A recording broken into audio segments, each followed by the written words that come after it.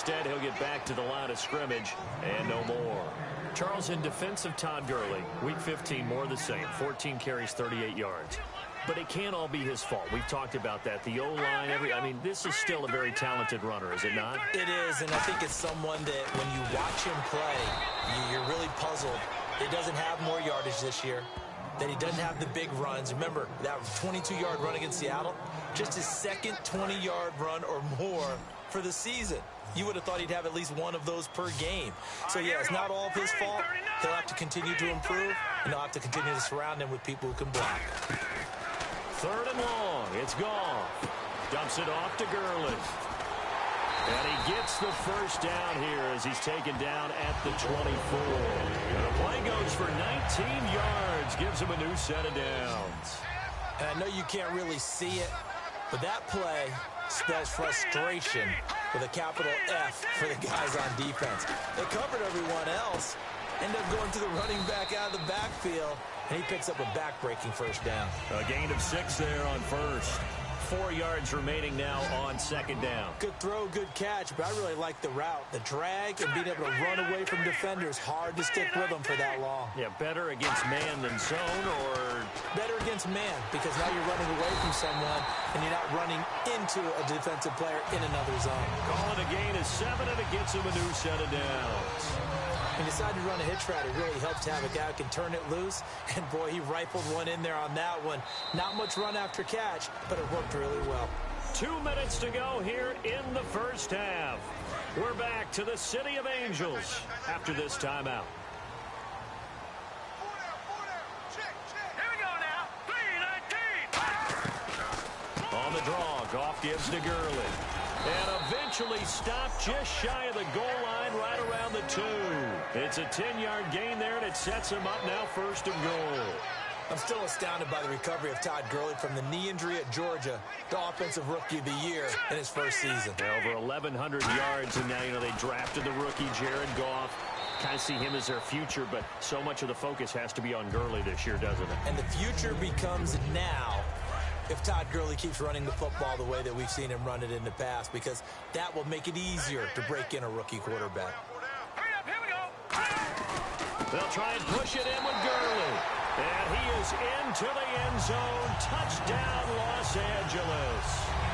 Todd Gurley punching it in from a yard away. And the Rams are an extra point away from tying up this football game.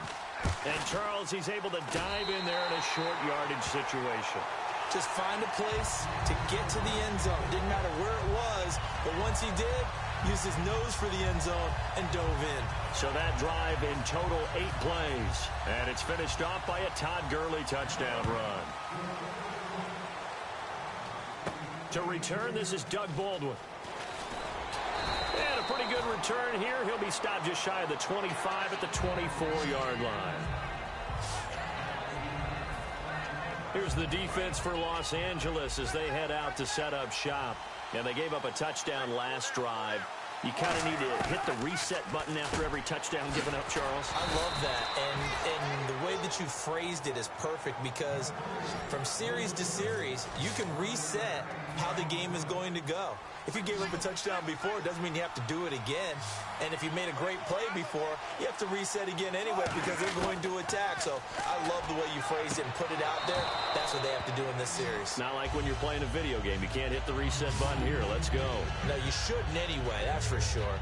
And good to see Jimmy back out there moving okay after the ruptured patella in Week 12 last year. You've dealt with that injury, haven't you? I have, and let me tell you, you know that expression, I feel your pain? I felt Jimmy's when it happened. Now, mine didn't happen quite the same way his did. His happened in the line of duty. He was playing in a game. For me, I was just coaching. And went up to try and catch a pass. Poof. I think for me, it was just mainly 8. And Graham's got it over the middle. Give him 11 on the gain there, and it's good enough for a Seattle first. They gave up the completion there, but this is what zone defenses count on. Catching the ball and not much run after the catch. Now Wilson. It's caught outright by Graham. Give him 9 there on the first down completion. Seeing that play and understanding just how tough it is to cover tight ends, especially the ones running around the NFL nowadays, Makes me glad I didn't make it in that league. I would have had a really difficult time. But now you get to sit up here with me. Yeah, and that's fun, isn't it? And what a really nice game right there on first down for them. Brings up a nice second down for them. I don't care how many times you tell the story, it never loses its luster for me. Doug Baldwin, undrafted out of Stanford, and plays like a #1 receiver should in the NFL. I don't care how you cover him. I don't care that his size isn't great. He's the one that typically comes up with the football. Absolutely. His roots go all the way back to Gulf Breeze, Florida, where he's from, right on the water near Pensacola, and then, of course, to Stanford, and, boy, he's been good.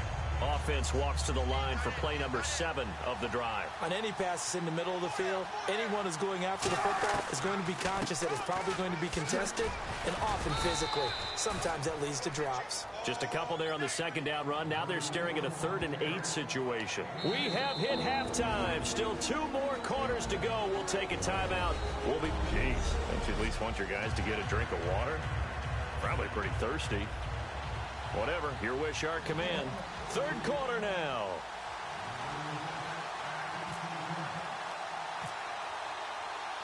So both teams have their marching orders, and we'll get going again here in quarter number 3. Now the return man. This is Benny Cunningham.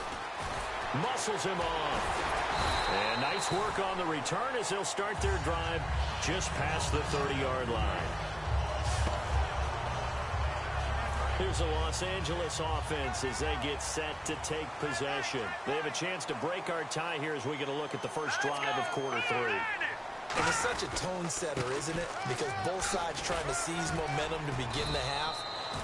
What do they have dialed up that'll give them an advantage to move the ball downfield? Let's find out what they have dialed up. First play of the drive, let's give credit all around. Excellent blocking. But the guy carrying the ball, he was the finisher. A really nice run. Offense staying ahead of the chains here, 2nd and 3. They come up in an offset eye. Now Goff. Blitz coming, and down he goes. They dial up the corner blitz that time, and it delivers to the tune of a 9-yard loss.